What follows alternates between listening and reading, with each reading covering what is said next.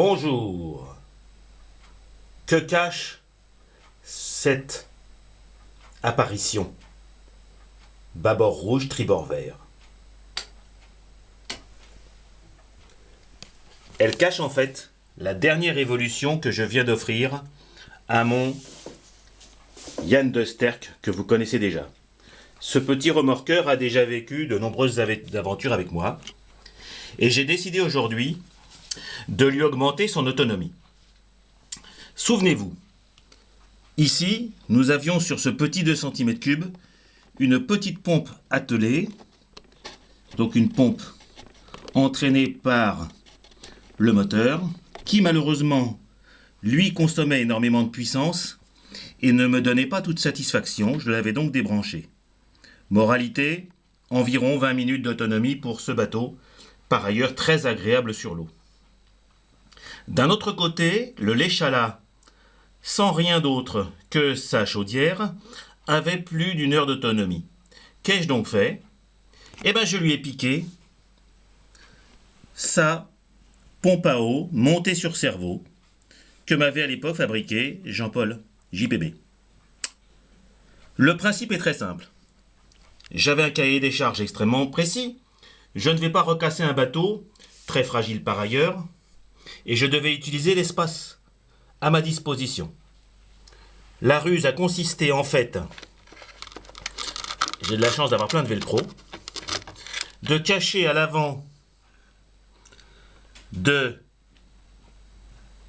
la coque un petit réservoir d'avion de 40 centilitres environ, grâce auquel, là je scotche en fait mon accu de réception dessus, via un petit tuyau ici que j'ai branché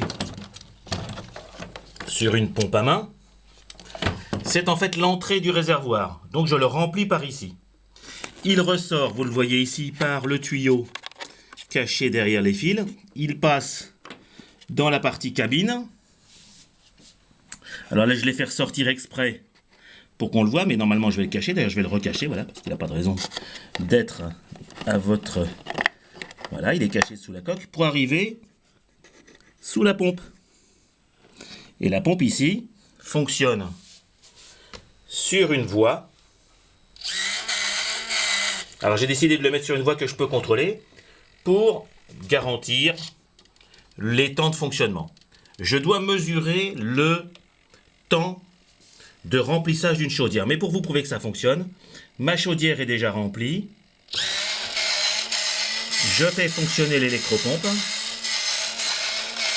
et le niveau va monter pour, si tout va bien, très rapidement, je crois que j'ai enlevé une seringue, faire déborder ma chaudière.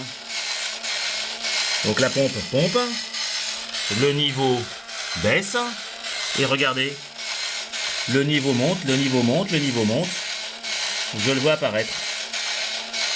Alors je vais chronométrer parce qu'ici il n'y a pas de pression. Allez, regardez, hop, hop, ça y est, ça déborde, hop, j'arrête. C'est pas la peine. Preuve est faite que la pompe fonctionne parfaitement.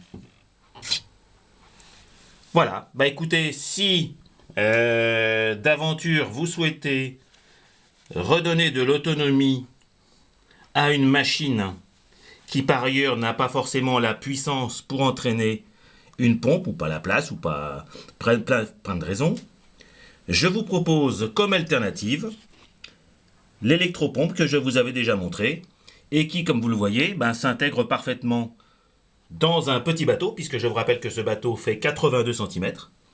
Les petites ruses, j'ai dû casser l'hiloire ici et j'ai remis du scotch noir pour qu'on ne voit pas, pour pouvoir visser le tuyau. J'ai fait moi-même ce petit tuyau, vous voyez ici, alors les soudures, je vous fais grâce. Le réchauffeur passe ici, autour de la chaudière. Et il n'y aura plus qu'à, comme dit l'autre. Les prochains essais consisteront à chronométrer le temps exact de remplissage de la chaudière.